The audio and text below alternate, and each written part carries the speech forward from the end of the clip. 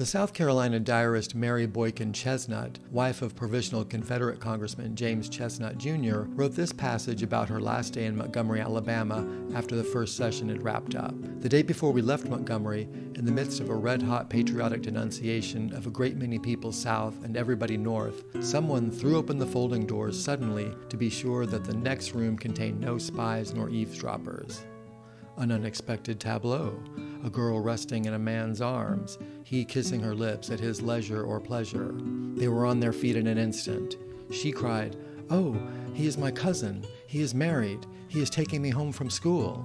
In the might of her innocence, she seemed quite cruel about it. He knew better and was terribly embarrassed. He might well be ashamed of himself.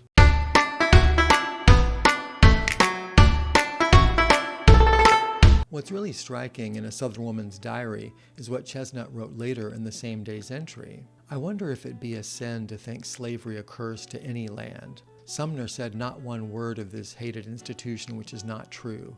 Men and women are wrong, and then we live surrounded by prostitutes. An abandoned woman is sent out of any decent house elsewhere. Who thinks any worse of a Negro or mulatto woman for being a thing we can't name?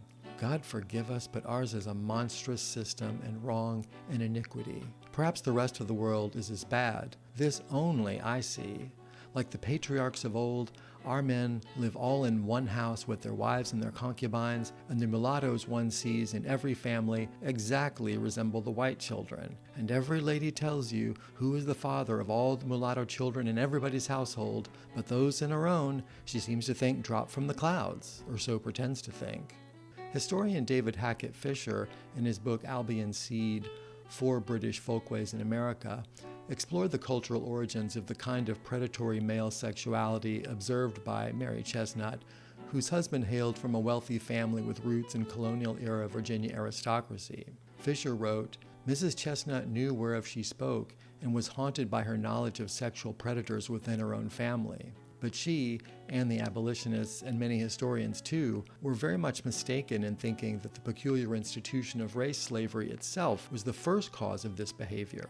The same pattern had appeared in Virginia before slavery was widespread. It had also existed in rural England. The cultural idea of the predatory male was carried very far in early Virginia, even to the point of condoning rape. The diaries and commonplace books of Anglo-American gentlemen often recorded a complacent and even jocular attitude toward rape that differed very much from prevailing mores in Puritan New England. The founders of New England made rape a hanging crime. In the courts of the Chesapeake counties, it was sometimes punished less severely than petty theft, a different attitude from the Puritan colonies. These differences and many others stem from the fact that Virginia and Massachusetts had been settled by people from culturally distinct regions of England.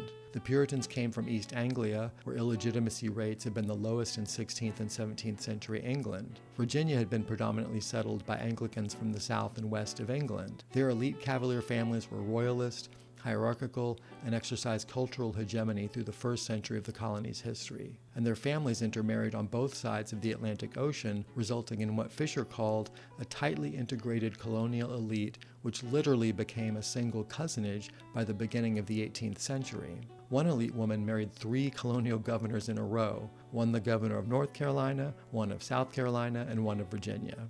New England Puritans were much less concerned with bloodlines, viewed marriage as a contract, and while not totally egalitarian, punished sexual transgressions in a remarkably even-handed way. Fisher writes, where differences appeared in penalties for fornication, males suffered more severely than females in New England. The custom of the Chesapeake colonies was the reverse. Even if Mary Chesnut was unaware of the cultural origins of Southern antebellum predatory male sexuality, her attitudes towards slavery were unusual for a South Carolinian of her time. As historian C. Van Woodward wrote, she thought that if anything could reconcile her to a failure of the South to gain its independence, it is Lincoln's proclamation freeing the Negroes. And when it was over, she shared an unholy joy with her husband at the end of slavery.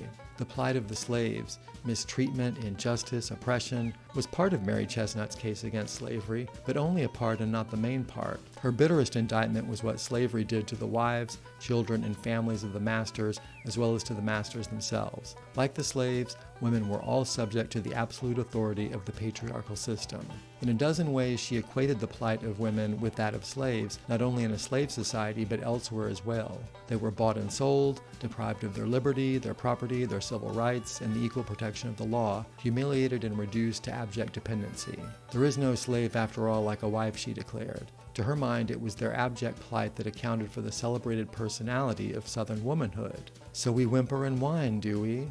Always we speak in a deprecatory voice, do we? And sigh gently at the end of every sentence. And they say our voices are the softest, sweetest in the world. If so, it could be because we are afraid to raise our voices above a mendicant moan.